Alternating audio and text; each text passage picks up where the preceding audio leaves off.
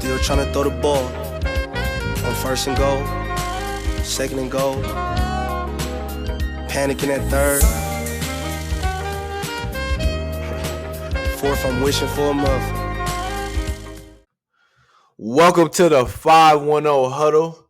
We're back again. Another podcast, Week 10 football. So today I'm riding solo. It's just me. Coach D Lane had a dentist appointment. Got some work done. He is unavailable. Cannot speak, cannot talk. So it's just going to be me today, my takes, and no one to argue with. So I guess I'll be right all the time. We're going to run through a couple topics. I'm going to talk Raiders. I'm going to talk 49ers, as you know, our usual Bay Area teams. Also going to dive into the MVP race, right? We got Kyler. We got Aaron Rodgers, Pat Mahomes. And as you guys know, I've been high on Russ. It looks like he might be slipping away. We're going to go through the NFC. Who's really the top team? And I'll go through my top 5 teams in the NFL. So let's kick it off with the Raiders. Today, the Raiders, I'm recording this on a Monday, sit at 6-3. Impressive wins under their belt against the Saints. We got the Chiefs, Browns in the rain. So they got some good wins under their belt. Now they had their first win of let's say, ass whooping. A big win against a weaker opponent and, dominating on every level.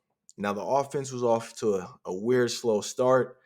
But against a weaker opponent, they took advantage when they needed to. And so far, it's getting close to playoff time, right? The Raiders have played 9 games. They have 7 left, and I think the Raiders have showed they have an identity. They can run the ball. Derek Carr is accurate with the football on all levels of the field. Has the man of the offense. Looks comfortable. He's running around. Derek Carr is playing the best football of his life. And he has and not only does he have command of this offensive line is aggressive, nasty. It changes every week. It does not matter. And one thing where I need to give John Gruden credit, the Raiders are topping NFL in third quarter points. As we know, last year, John Gruden and the Raiders were one of the worst teams in third quarter points. So we see the Raiders are improving in certain areas, and John Gruden's addressing that. I think that was huge. I also think John Gruden has improved Derek Carr. This is the most, if you watch the Raiders since they came in the league, this is the most Derek Carr has ran around the pocket, extended plays, and we all compare his 2016 season as being the best Derek Carr we've seen. He's more accurate. He's in more command. Now, I would say the slight difference is he has a running game. He doesn't have to pass 40, 50 times a game. And I want to talk about our defense. Before I go on our defense, one last point on John Gruden, this offense, and the most impressive stat, and I think that can help them get to the playoffs and secure that wild card. They're number one in third down conversions. That's what elite and big time offenses do. They convert when they have to, and with the Raiders' defense, that's huge. They will not be able to be in the position they are without coming out at halftime on fire and being top on third down. And now the defense, right? Everyone, we're calling for Paul Gunther to be fired. And I think they're forming into identity these last couple weeks. Now they've played weaker quarterbacks. Herbert did well, but still held them under 30 points. They're a high-effort defense. And what I say by that is everyone's going to be flying to the ball.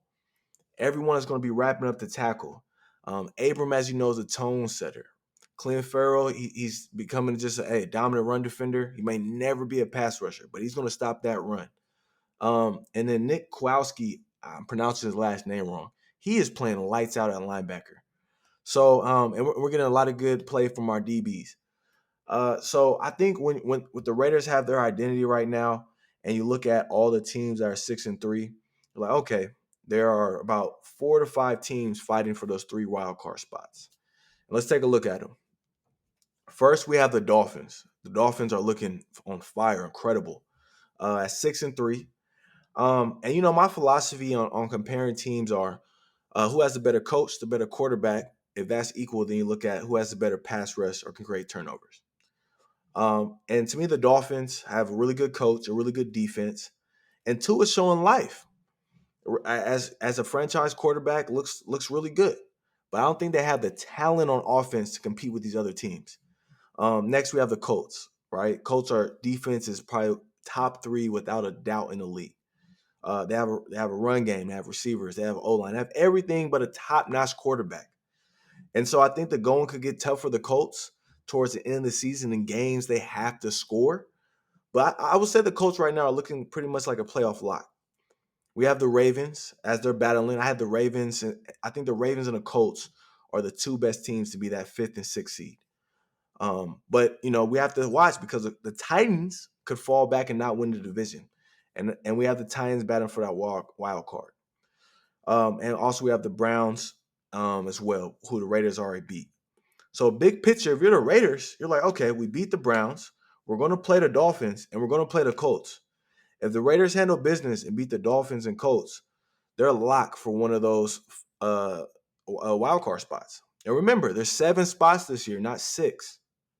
So I think the Raiders have a legitimate shot, right? The Ravens are in a weird spot. They just lost to the Patriots. It seems like they're trying to find their identity. The Colts, their quarterback. So out of that group, I would say the Raiders have the best offense. The Colts have the best defense, and the Ravens are the most balanced. So, I think and again, the Colts or Titans can win the division. Either or can flip flop. So, if I'm predicting right now, I would say the Raiders are a playoff team, and I'm going to say, if they I'm not going to say beat the Chiefs. If they beat the Chiefs, they're obviously a playoff lock.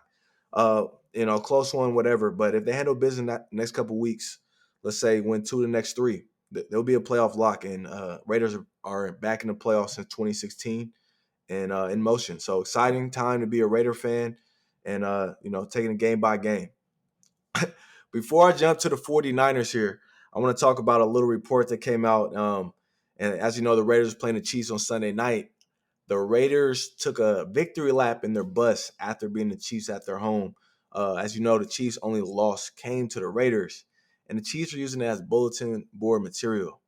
So as a Raider fan myself, I'm a little nervous. I will say that. So we'll see how that plays out. As you know, at 2:30 Fridays, I'll give my game picks. So let's jump into the 49ers. As you know, they just played the Saints. I think Kyle Shanahan called a really good game, but you don't win games in the NFL without a functional quarterback, and Mullins is not that. The 49ers defense was flying around. And I think just shook some things up in the NFC with Drew Brees being hurt. He got hurt on a play on a bogus roughing the passer call. But right now I'm looking at the 49ers and I'm thinking this. Do you want to be competitive and be in the playoff mix when Jimmy comes back and fight for a playoff spot? Or do you think you've seen enough of Jimmy and you kind of want to have that year when Jimmy tore his ACL? Just, hey, we know what we got. We got a coach. We got all the pieces. Let's just, play our game and get a high draft pick and get us a top tier quarterback and, trade Jimmy and move on. And so I think they're in a bit of a predicament right now. The rookies are looking good. Ken Law looks better and better every week. And Brandon Ayuk, they nailed the pick. I think I said on Twitter, he reminds me of Reggie Wayne. And for a lot of people, I don't know if you don't remember him with the Colts, just do a quick YouTube search. He does it all. Him, Ayuk, same size, 6 foot, long arms, true route runners. Can catch contested passes. So they nailed those picks. But if I'm a Niner fan or if I'm in that building, I'm like, okay, look where the NFC West is at. It's a lot going on. It's going to be really hard to make the playoffs with the schedule coming up. We're on a bye. Let's figure out how we could be better for 2021. All right. I no doubt in my mind Kyle Shanahan can coach. And I think the Niners should just, in my opinion, should take a step back. Just let Jimmy sit for the year. Just say, hey, the ankle is worse than we thought. Put it all on the ankle. Trade Jimmy in the offseason. And let's say you're a 6-7 win team. You got between 11 and 15 draft slot. You'll be able to trade up, or a quarterback might come to you and go from there, get you a franchise quarterback. Also, I think as an organization, And if I was a Niner fan, I want to see Kyle Shanahan handpick his own quarterback because I believe he's an excellent coach. That's without a doubt. We've had people call him the next Bill Belichick. He's a great coach. We got that. But I do want to see him pick his own quarterback. I think it will show one, where is his thinking at? Two, does he have a progressive mindset as a coach? Because we know he likes the game manager quarterback, just complete the throws. I tell you to run the ball. But I really would love to see that, or is it going to be that Kyle Wilson? Or is it going to be a Mac Jones? I think the 49er fans and the organization, I think we'll learn a lot about Kyle Shanahan if he gets to handpick his quarterback. Not what type of high-level coach he is, just what type of evaluator he is when it comes to that key position. Because as we know, you have to have a quarterback to win. Why did they lose the Super Bowl? The defense was legit. Kyle Shanahan was legit. He dialed up a throw that was missed by Jimmy Garoppolo. And we could point out, the throw on third and forever shouldn't have been completed. Well, Pat Mahomes standing in the pocket made that throw on third and long, and that's how I watched the game. Pat Mahomes was better, and that's why they lost. And so if you're the 49ers, and I would have saw that last year, like, hey, we did everything right and still lost the Super Bowl. Got the number 1 seed because of our quarterback. So if you're 49ers, we see the reports, they're looking at quarterbacks. Let's stop, beating around the bush. Go get you a quarterback, Kyle. You got a defense. You got young players to build around. And then go into the future with your quarterback. You don't have to have a Kirk Cousins. You don't have to have a Matt Ryan. The game's not going there. Right? Jimmy got hurt this year. To me, Jimmy is not more of to me, he's a B-level quarterback. It's just he can't stay healthy. The data's out there. He's only getting older, right? He's only been a starter for about 3 years, and he turns 30 next year. Think about this. Jimmy and Derek Carr are similar in age. Derek's been a starter for 7 years and has missed, as you know, technically, he's missed 1 game. The game he got hurt in. And so you got to have a quarterback that's reliable. Kyle Shanahan, go get your quarterback. And on a positive note, we know the 49ers can build a team. They made some really good picks. Outside, if you really look at it, John Lynch and Kyle Shanahan's first draft with the miss on Foster and Solomon Thomas, they haven't had really too many misses. Debo, really good player. Fred Warner, the best linebacker in NFL. I mean, the 49ers can draft. What had they missed on some trades? Maybe D Ford. But they got Trent Williams, So I think the Niners are a good hand. Get the quarterback. If I'm a 49er fan, I'm frustrated, but there's a lot to look forward to. So next, I want to dive into the MVP race. As you know, I've been a big fan. I'm a fan. Russell Wilson is my favorite player in the NFL. Never got an MVP vote. And for him to come in this season just lighting the league on fire. He was on pace I think he's still on pace for 60 touchdown passes in the season. But when you have games with that many turnovers, you're out the MVP race. Unless you get back on track and just hit a switch. I talked about Russell needs some PTO. He needs to take a week off, reevaluate. But that Russ is out. I think it's a clear front runner is Patrick Mahomes. D Lane has said this on other podcasts. He's battled for Pat, and the data backs it. Is Pat Mahomes. But to me, I'm not throwing Aaron Rodgers in there as that second horse. He's in there. We all need to start getting real acquainted to Kyler Murray. D Lane and me talked about it before the season. D Lane was even a bigger push for him as his MVP candidate. I was pushing for Russ. I want to give D Lane his credit there. But Kyler Murray, he's here. And I think because his team, it's ironic. It's almost like Russ and Kyler on the same teams on different uniforms. Not really a good defense. Cliff is whatever coach. Russ doesn't have an offensive coordinator. But Kyler Murray's making it work winning games. That's the difference. Russ is not. He's turning the ball over. Kyler Murray has 10 rushing touchdowns.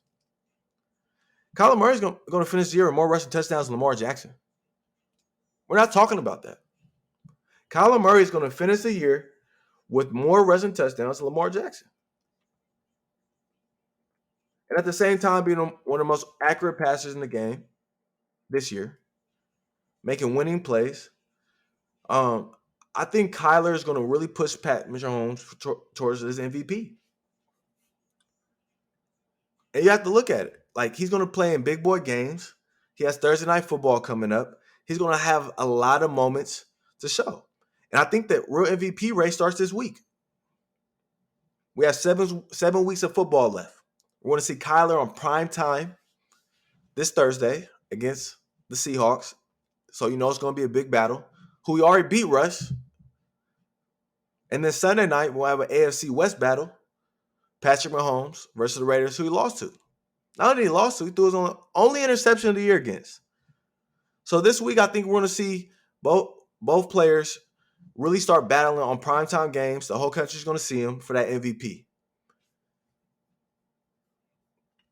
And a lot of people, I think, are just trying to give Aaron Rodgers that nudge of he's ahead of Kyler. But Kyler hasn't had that game where he just laid an egg. Just didn't show up to play. Aaron Rodgers has. Aaron Rodgers had a 2-pick game. Kyler doesn't have that under his belt. And I think Aaron Rodgers has also had an easier schedule. And if you look at it, I think strength of schedule, the Cardinals are 14th. So he's had a harder strength of schedule than Aaron Rodgers. So I think right now it's a two-man race. Patrick with the lead. Let me make this clear. Commanding lead. But as you know, the NFL, professional sports, is a storytelling league. And the league would love nothing but to have Kyler come on the scene, get the MVP, as well at the same time as Pat's playing out of his mind. So I'm excited to see the two-man race. And just to let you guys know, I think we need to start having a different category and for MVP, and it should just strictly be the best QB award. And we need to start having another MVP category. This is more of a side topic, but there's a couple players this year on defense that will never in their life be considered for this award, right? The Aaron Donalds, the Khalil Macks. And we need to start giving them credit, right? We're watching these quarterbacks do amazing things. Aaron Rodgers, Patrick Mahomes, Kyler Murray, Russell Wilson, right? Josh Allen. It's every week. We got the new guys, Justin Herbert, Tua, Burrow. It's gonna be an MVP race every year against these quarterbacks, these young guys coming in. Lamar Jackson last year. I think we need to start separating this award up because like the 80s, 90s, no way a defensive player is going to win this MVP award. I want to talk about kind of the big NFC picture as a whole right now.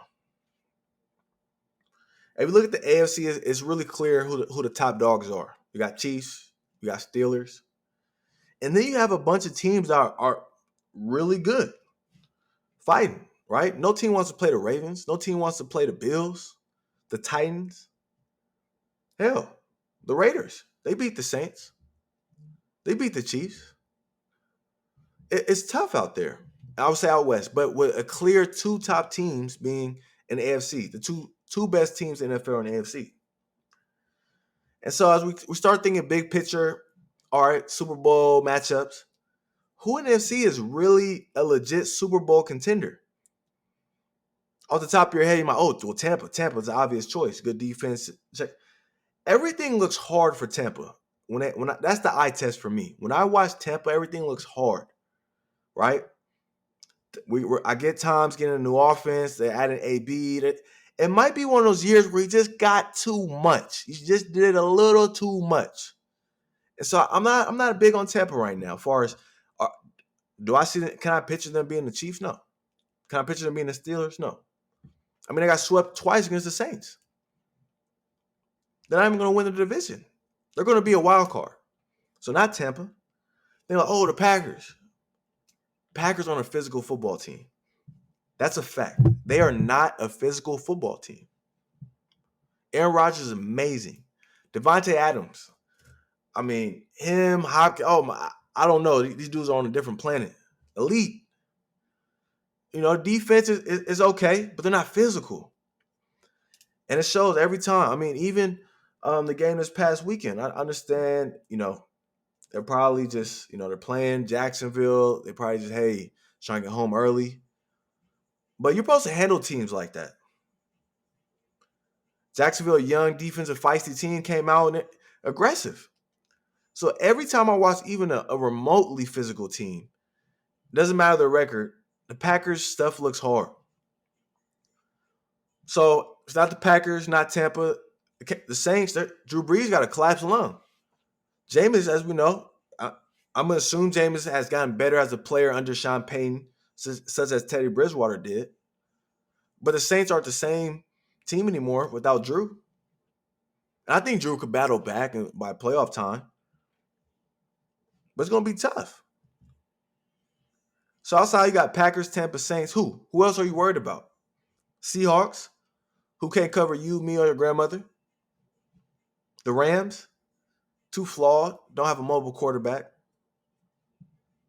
Kyler's going to take the Cardinals all the way to the promised land with a coach that's never had a good over 8 wins in a season, and that's counting college. So this is going to be really interesting in NFC because I don't see any team. I mean, and this goes back to my main point. The Niners technically could be in it late in the year. So there's no clear cut dominant force in NFC. And you kind of seen last year. I think that's why the Niners are primed to kind of run in the NFC for a little bit if they get a young quarterback with Kyle. Tom's old, Drew's old. So after this year, right? I guess you would say Seahawks and Cardinals, right? They're just going to get better. So those could be a dominant force. But you wouldn't think twice they would be better than the Steelers or Chiefs. I'm saying this because I'm a football fan, and I don't want to see a blowout Super Bowl. I don't want to see a 13-3, just right? Just let's say the Steelers are playing the Saints in the Super Bowl, and they just Drew's on his back the whole game. Or Tampa makes it. And Pat Mahomes is just going crazy. Right? They can't keep up. Chris Jones having a field day against Tom up the middle. So I think it's something to monitor. I want to see an NFC be clear cut with Drew hurt. Tampa could do it. Who knows? Let's say the Cardinals, Seahawks, somebody has to do it. And I don't know who it's going to be.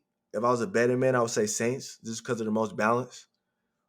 Maybe Jameis has it and can take the next step as he was a first pick at one point. He's a turnover-prone quarterback, but has a lively arm. So we'll see. He lost a lot of weight too, so we'll see. And now that leads me to my top 5 teams. And I just bashed the whole NFC. So is Isaiah going to have any teams in NFC? And now I'm talking out loud. I think if I was a 49er fan, I would feel terrible. Sick to my stomach this year. Because they definitely could repeat the Super Bowl. They didn't even have that. They could have lost Joey for the year and just kept the rest of the team. Because Kyle, I think Kyle and Sean are the best 2 coaches in the NFC, without a doubt. And I think the Niners are better than, or equal to the Saints. So the Niners could, and the division might be tougher next year with Cardinals. I'm talking too much in the future. We'll see. But here's my top 5 teams in the NFL. I'm gonna give you a little tidbit why. And you can agree with it, disagree with it.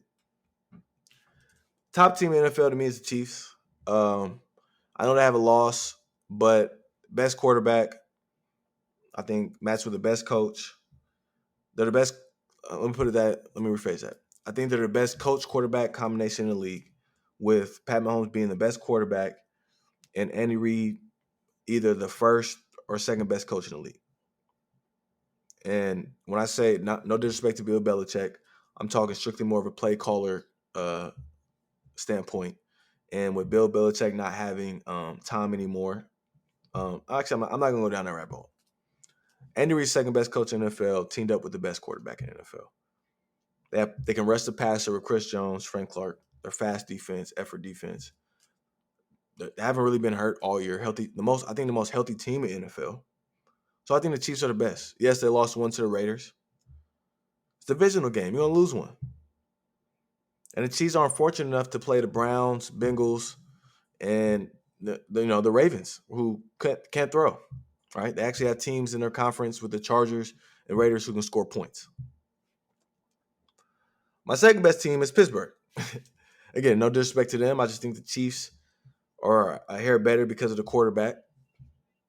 But I think they might. They have one of the best pass rushers I've seen in the last at least 3 years. They're lights out. I think they have the best pass rush since that Eagle Super Bowl team. They are lights out, fast, can win any type of way. Big Ben is giving all he got. Oh, the young receivers of Juju, Deontay, and Claypool. It's amazing. It's amazing to see. And so I think Pittsburgh is just so balanced. They can score any type of way. Have two backs with Snell and Connor. Mike Tomlin, most consecutive seasons without a losing record. Right? They're the two clear best teams in the NFL. To me, they're 1-2. Everyone else is debatable. I had to think long and hard about this list because everyone else is debatable. But third, I am going to put an NFC team, and I'm going to put the Saints. The reason I put the Saints, I think they're like I said before, the most balanced team in the NFC. Drew's supposed to come back towards the end of the year, right? I think they got better when they had that trade with Quan Alexander. They got a really good front seven now. They have a good D-line. They got Sean Payton as their coach. Kamara is just like he's a player I'll put in that separate MVP category outside the quarterbacks. He would be, the MVP if it wasn't, if you didn't count quarterbacks. He does it all. I don't even know what to call him. He's the only athlete in the NFL. He's an athlete. So I got Saints. They got blue chip players. Michael Thomas is back, and that's the thing we forgot, right? Michael Thomas hasn't played a game all year. He shows up, they dominate. So to me, the Saints are the third best team. Now, fourth and fifth, I was thinking long and hard, and I was like, hey, don't outthink the room, Isaiah. The fourth best team is the Packers. And the reason the Packers is solely one reason. Aaron Rodgers, Devontae Adams, the offensive line. Aaron's happy. He's playing loose. Again, I don't think they're a physical team, but if they're not playing Chiefs, Pittsburgh Saints, I think they will beat majority of teams in the NFL. Now, my fifth. I was going to put Tampa. Honestly, I was going to put Tampa because of that defense, right? But I was like, how can a team be in my top five and not be winning the division? Right? Chiefs, Pittsburgh Saints, Packers all ahead of the division. So should I say, hey, the Eagles? Right? Just kidding. D-Lane won't like that one. But I thought long and hard, I'm like, all right, what team would I not want to play in the playoffs? And so I'm going to go out to the NFC West. Yeah, I'm going to say it.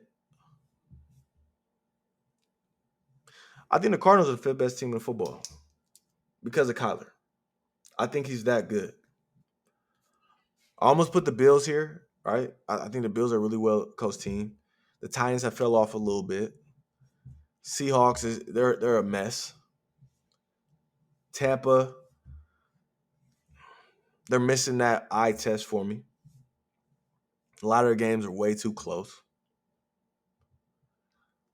And I'm like, hey, I know I think the Cardinals, ironically, are kind of like a better version of the Houston Texans, as we saw with D-Hop and Deshaun.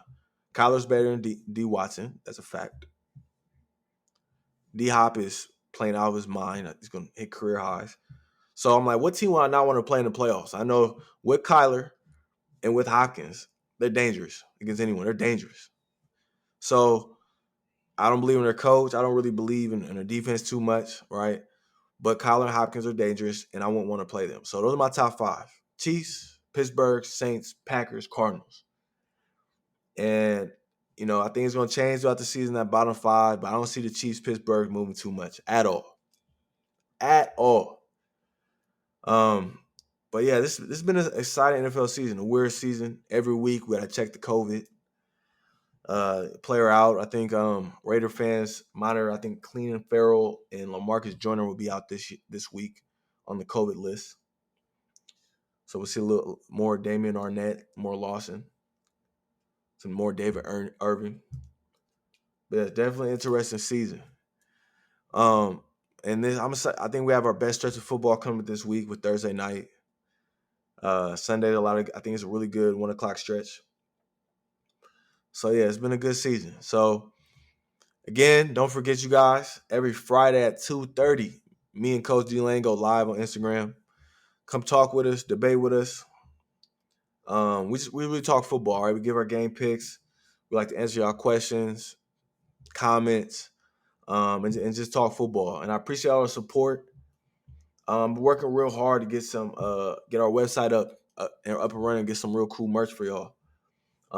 So stay tuned for that, and we appreciate the support. That's the 510 Huddle. Still went for it. It's time to change the club.